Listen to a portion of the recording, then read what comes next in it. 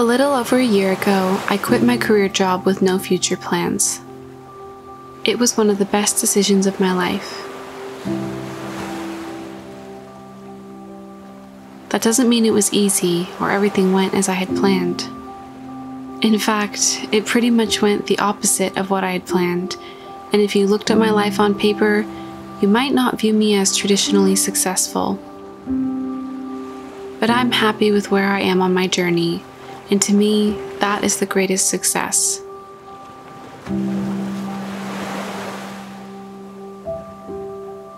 So in this video, I'm going to dive into how I afford to live this way, how it has affected my mental health, and how it has changed me as a person, for better or worse.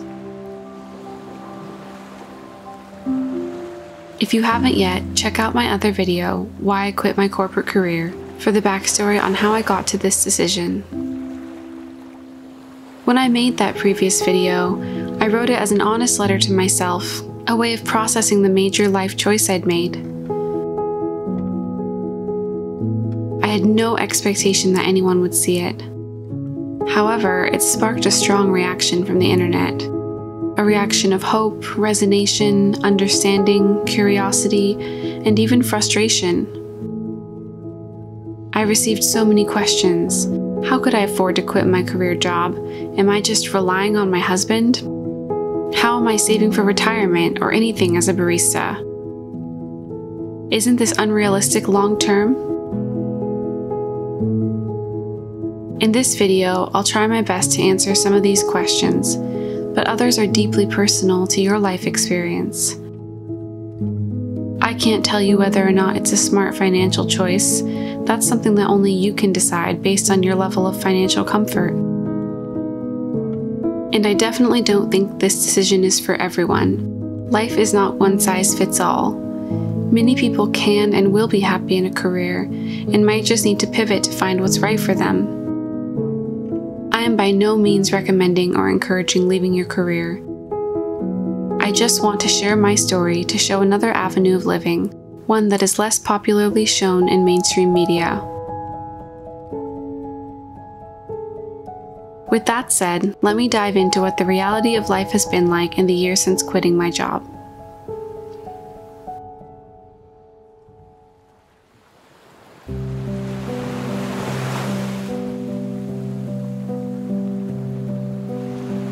I'll start with the biggest question on everyone's mind: money.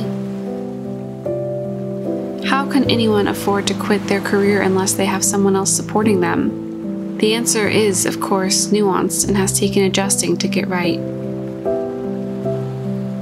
Let me explain how I've made it work. First off, I wasn't making that much money to begin with. I was a junior designer working at a small architecture firm, and the firm paid me low for industry standards. This was a source of constant frustration and unhappiness, as I continually worked 60-hour weeks for a measly paycheck. As I wasn't making that much, my lifestyle was already conservative at this time. My husband and I had an affordable one-bedroom apartment, cars that were both over 10 years old, and tried to keep spending to a minimum so we could have savings for our future. Living with a partner makes things a lot cheaper. You get to split life's most expensive things like rent and food, taking a lot of the burden off. When I made the choice to quit, we had saved up a little nest egg so that I wouldn't have to stress about taking a couple months off work to decompress and think about what I wanted for the future. My husband and I both felt comfortable with that, but we knew after those few months I needed to find some kind of job to keep us afloat. My husband was working in a non-profit and made close to the same amount as me in my interior architecture job.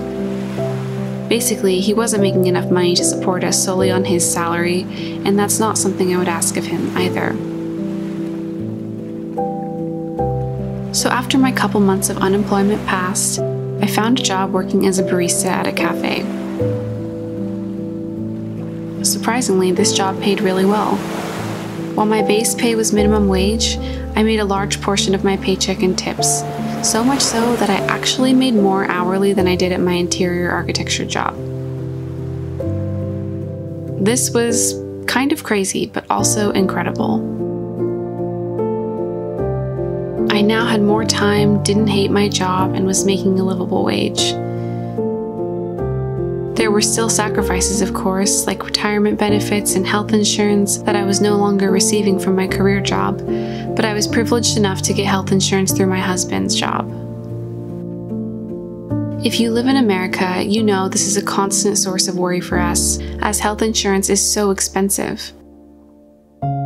It's a major consideration when planning whether or not to leave a career, especially if others are depending on you or the insurance. I was extremely lucky and privileged, something I don't take for granted. Retirement planning is another beast, though. I wasn't receiving any 401k matching or other benefits I had before, but that doesn't mean that I couldn't be a little more frugal and budget smartly so I could still save for retirement. All in all, I was making slightly less after taking factors like benefits and only working part-time into account. And we're okay with that. I love my work as a barista. It is so much more fulfilling and exciting and enjoyable for me than working at an architecture firm.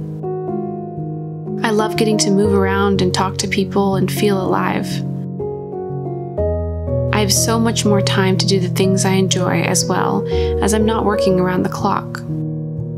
So is that worth a little frugality, cutting back on getting drinks or eating out or taking trips? For us, absolutely. Everyday happiness can't be replaced, even by a great vacation.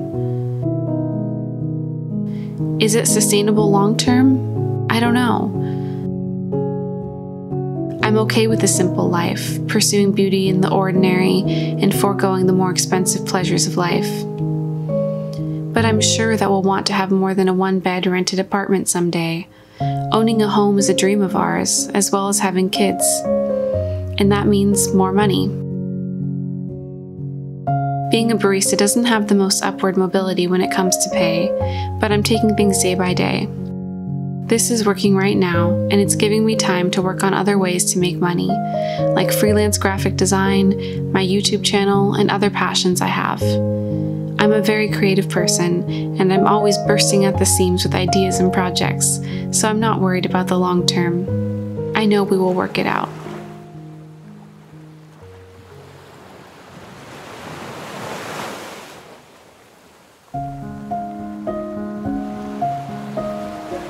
I quit my job because I was unhappy and didn't like the lifestyle that a corporate career was offering me. We all want happiness. Life sometimes seems like a permanent pursuit of this elusive feeling. Did I find it in the freedom of not being tied to a career? In the days I spent sipping coffee, walking for miles, or any of the other mindful activities I filled my days off with? The answer is, I think I found moments of it. Happiness to me is not a permanent state of being, but something that fluxes in and out, like a wave lapping the shore. There are high tide and low tide periods throughout life, and this year has been a mix of both. As amazing as having the freedom to be who I want and do what I want has been, life's challenges always follow. There is no happily ever after, I suppose, in the movie sense, where you defeat the obstacles, upbeat music plays, and you ride off into the sunset with no more problems. Life continues after the big moment, full of all its struggle and joy and tears and laughs.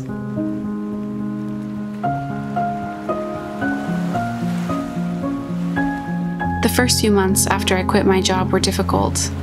I found so much emptiness in the space around me that had constantly been filled with work and school and general business. My mind would race and I felt lost and down. How was it possible to relax and sit still? I found it so hard to allow myself to do nothing. Relaxation wasn't something that felt allowed when I wasn't working myself to the bone to earn it. My brain kept telling me to find projects, look for jobs, to keep planning for the future. It bugged me, whispering that now that I quit my career, I had to find something else to prove myself financially, otherwise I'd be a failure. But my heart vehemently disagreed, telling me that my worth was not attached to having a career. and to relax, unwind, and let love and peace guide my way. I played this tug of war most of the year, with my heart's voice gradually growing stronger than my head. I spent 27 years getting trained to value my intellect, career, and ability to make money as indicators of my worth and success. Deprogramming would take time and be difficult. So I've been practicing living a life of joy the only way I know how, one step at a time. I've been taking morning walks, getting coffee with my husband, cooking, reading, hiking, visiting gardens, baking cakes, whittling away at little creative projects, and pouring my heart into large ones. In these little daily acts and routines, I can start to feel my brain relax and allow my body to be happy. I can feel the stress leaving, the pressure rolling off, and take life day by day. Joy is in the moments ticking by, and with each new month, I'm understanding that my life's fulfillment can come from simple things, the simple joys born out of love.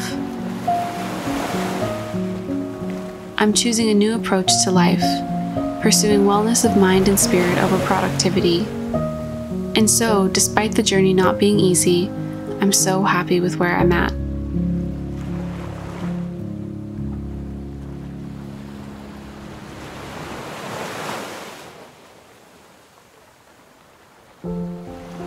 I have no idea what the future will hold for me. Will I continue to lead a slow life, working a simple job and enjoying everyday moments? I hope I continue that all my life.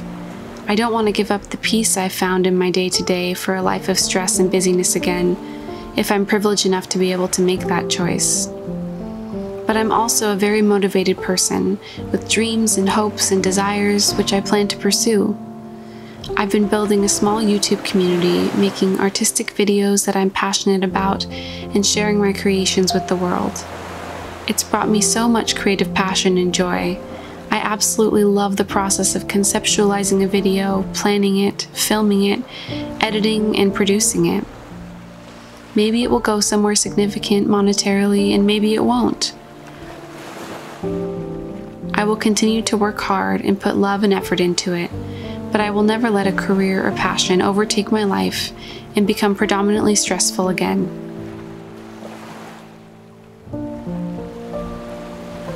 For me, it's all about finding balance. I'm dipping my toes back into pursuing something, and I'm making sure to stick to my values as much as possible.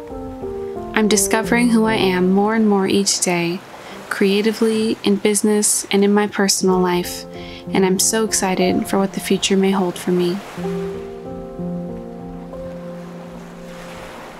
Thank you for watching my video. If you are struggling with questions of career and where to go in your life, I hope it has helped you to see another avenue, but know that this is not the only path or necessarily the right one. It's just the one I took. You will find what works uniquely for you. Keep exploring and know that there is always hope for a step forward to make life better. Take care.